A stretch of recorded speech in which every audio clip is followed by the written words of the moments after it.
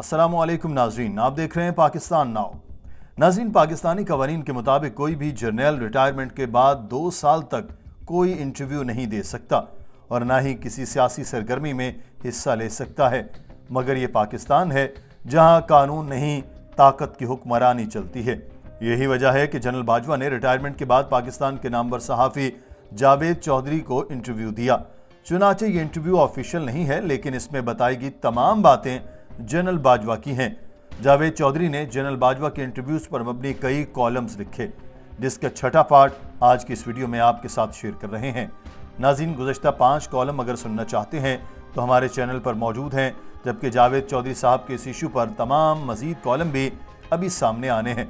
इन तमाम मामलात से आगाह रहने के लिए हमारा चैनल पाकिस्तान नाउ सब्सक्राइब कर लें। चलें दोस्तों, अब आपके साथ जावेद चौधरी का छठा कॉलम शुरू करते हैं, जिसका उन्वान है दोस्ती से दुश्मनी तक। जावेद चौधरी लिखते हैं कि मैंने अलीम खान से पूछा, क्या आप उस्मान बुज़दार को जानते थे? उसका जवाब था, हम बिल्कुल नहीं जानते थे। ये जहांगीर तरीन के ज़रिए पार्टी में आए थे, ये उन्हें ज़रा ज़रा पहचानते थे। मैं सिरे से उनसे वाकिफ़ नहीं था। मैं नैब की पेशी के बाद इस्लामाबाद आया, बनी गाला गया तो इमरान खान ने मेरी और जहांगीर तरीन की उससे मुलाकात कराई। उस्मान बुज़दार, बुशरा बीबी, फराह गोगी और एहसन जमील गुज्जर का प्रोजेक्ट था और इसके लिए इमरान खान को बाकायदा ट्रैप किया गया था। मुझे बुज़दार के साथ पंजाब का सीनियर वजीर लगा दिया गया और फिर पंजाब में हमाकतों का सैलाब आ गया। मैंने पूछा, मसलन? ये बोले, बुज़दार साहब नालायक भी थे और करप्ट भी। ये MPA बनने के बाद परवेज़ इलाही के सेक्रेटरी मोहम्मद खान भट्टी के पास कमरा लेने के लिए गए थे और उसने उन्हें साफ इनकार कर दिया था, लेकिन ये 2 हफ्ते बाद पंजाब का CM था। बुज़दार शुरू में हर चीज़ को हैरत से देखता था। CM ऑफिस की छत शीशे की है और ये ओपनेबल है। ये इसके नीचे खड़ा होकर इसे कभी खुलवाता था और कभी बंद कराता था और बच्चों की तरह खुश होता था। ये ग्राउंड में खड़े होकर देर तक अल्लाह की कुदरत देखता रहता था। सरकारी मीटिंग्स में भी हर चीज़ उसके सर के ऊपर से गुजर जाती थी। हमारी बजट की मीटिंग थी, सेक्रेटरी खजाना ने 2 घंटे प्रेजेंटेशन दी। उस्मान बुज़दार हैरत से कभी स्लाइड्स को देखता और कभी सेक्रेटरी खजाना को। मीटिंग के बाद उसने मुझसे पूछा, खान साहब अब क्या करें? मैंने कहा, आप अब इनका शुक्रिया अदा करें और उठ जाएं।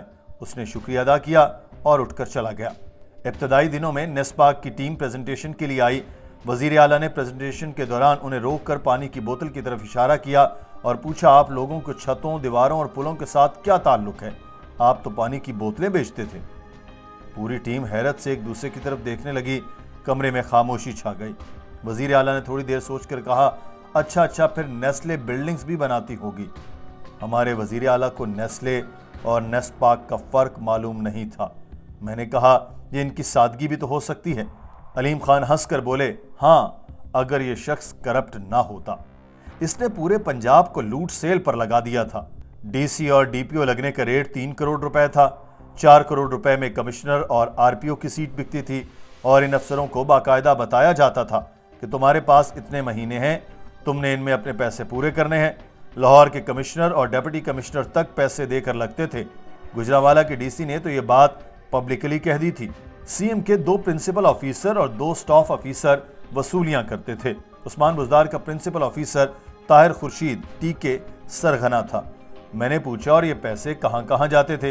ये हंसकर बोले, ये सारी कैलकुलेशन फराह गोगी तक जाती थी और उसके बाद कहाँ जाती थी ये हम नहीं जानते थे, लेकिन ये तय था कि सूबा अमलन फराह गोगी और एहसन जमील गुज्जर चलाते थे और उनके पीछे बुशरा बीबी थी। फराह गोगी इस कदर ताकतवर थी कि उसने मेरी रिहाई के बाद मुझे अपने घर बुलाया। ये डिफेंस के वाई ब्लॉक में रहती थी। उसने मुझे कहा कि हम आपको दोबारा वजीर बना रहे हैं, आप बताएं आपको कौन सी वजारत चाहिए। और फिर उसने मेरा बाकायदा इंटरव्यू लिया और इस इंटरव्यू के बाद मुझे सूबाई वजारत खुराक मिली। पंजाब और वफाक के सेक्रेटरियों की तैनाती से पहले इमरान खान उनकी तस्वीरें बुशरा बीबी को भिजवाते थे और बुशरा बीबी सेक्रेटरियों की शक्ल और नाम देखकर तैनाती का फैसला करती थी और फिर वजीर आजम का प्रिंसिपल सेक्रेटरी आजम खान और चीफ सेक्रेटरी पंजाब नोटिफिकेशन जारी कर देता था। मैंने पूछा, क्या आपने इमरान खान को यह सूरत हाल बताई थी? उनका जवाब था, हाँ, मैंने मुत्तला किया था। मैं 6 माह बाद वजीर आजम के पास गया, उन्हें सारी सूरत हाल बताई और दरख्वास्त की कि आप मुझे वफाक में ले आएँ, मैं पंजाब में काम नहीं कर सकता। वजीर आजम ने मेरी बात सुनी और फिर मुझे 6 फरवरी 2019 को नैब ने गिरफ्तार कर लिया और मैं 100 दिन उसके हिरासत में रहा। ये वजीर आजम को सूरत हाल बताने की सजा थी। मैंने पूछा, जेल में आप शहबाज शरीफ का वॉशरूम इस्तेमाल करते रहे? ये हंसकर बोले, मियाँ शहबाज शरीफ जानते थे ये बार बार जेल आते रहेंगे, चुनाचे उन्होंने वहां अपने लिए एक वॉशरूम बनवाया था। उसकी टाइलें और कमोड शहबाज शरीफ के घर से आई थी। मियाँ साहब अभी जेल नहीं आए थे, चुनाचे मुझे उनका वॉशरूम इस्तेमाल करने का मौका मिल गया। वो बहरहाल मेरी जिंदगी के मुश्किल तरीन दिन थे। मुझे इमरान खान से सबसे बड़ा गिला भी यही है, ये बेशक मुझे वजीर आला न बनाते, ये मुझे वजारत भी ना देते, ये उनका इख्तियार था, लेकिन उन्हें मुझे जेल में नहीं डालना चाहिए था। मैं इतनी खिदमत और वफादारी के बाद ये डिज़र्व नहीं करता था। मैंने नून लीग और पीपल्स पार्टी के लीडरों को क्या क्या गाली नहीं दी थी, लेकिन इन लोगों ने भी मेरे साथ ये सलूक नहीं किया था। मगर मैंने जिसके लिए अपना सब कुछ दाव पर लगा दिया, उसने मुझे जेल में नंगे फर्श पर फेंक दिया। ये जुल्म है। अलीम खान जज्बाती हो गए। कमरे में खामोशी छा गई। मैंने पूछा, क्या आप रिहाई के बाद खान साहब से मिले? उनका जवाब था, जी मैं मिला। उनका कहना था कि DGI तुम्हारे खिलाफ हैं। मैंने उनसे कहा, खान साहब मेरा DGI से क्या इख्तलाफ हो सकता है? आप अपने दाएं बाएं देखें, आपको जवाब मिल जाएगा। लेकिन उन्होंने मेरा केस उन्हीं के खाते में डाल दिया। मैंने पूछा, आपके दौर में हुकूमत आखिर कौन चला रहा था? ये बोले, बुशरा बीबी, फरा गोगी एक बिजनेसमैन और जनरल फैज, हमारी सारी हुकूमत ये थी।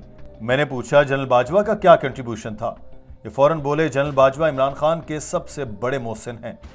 ये ना होते या मदद ना करते तो इमरान खान कभी वजीर आजम ना बन सकते। लेकिन आज ये जो कुछ उनके साथ कर रहे हैं वो नाकाबिले यकीन है। मैंने पूछा, इमरान खान ने आपको वजीर आला बनाने के लिए इस्लामाबाद तलब किया था? ये हंसकर बोले, जी किया था। जनरल बाजवा ने उन्हें परवेज इलाही और मेरी चॉइस दी थी। खान का कहना था कि चौधरी परवेज इलाही चोर हैं। ये मोनिस इलाही के भी सख्त खिलाफ होते थे। हम वजीर आजम को मोनिस से मिलने के लिए कहा करते थे, ये उसे गालियां देते थे। ये बहरहाल मेरे नाम पर राजी हो गए। गवर्नर सिंध इमरान इस्माइल और आमिर कियानी लाहौर आए और मुझे लेकर इस्लामाबाद आ गए। मैं 2 दिन बैठा रहा, लेकिन इमरान खान मुझसे नहीं मिले। मुझे आखिर में पैगाम दिया गया कि खान आपसे नहीं मिलना चाहते। यूं मैं खामोशी से वापस आ गया, लेकिन साथ ही सोशल मीडिया पर मेरी किरदार कुशी शुरू हो गई। मुझे मेरे बेटे ने मोबाइल पर मेरी पोस्ट दिखाई। मेरे चेहरे पर कालक मली हुई थी और ऊपर गद्दार अलीम खान लिखा हुआ था।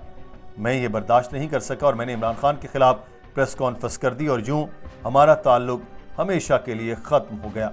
मैंने पूछा, पार्टी के बाकी लोगों का आपके साथ कैसा रवैया था? ये हंसकर बोले, पूरी पार्टी एक जैसी है, बातें बातें और बातें, अमलन कुछ भी नहीं। ये सब लोग बेमुरव्वत, बेवफा और संग दिल हैं। किसी की आंखों में हया नहीं। मैं आपको यास्मीन राशिद की मिसाल देता हूँ।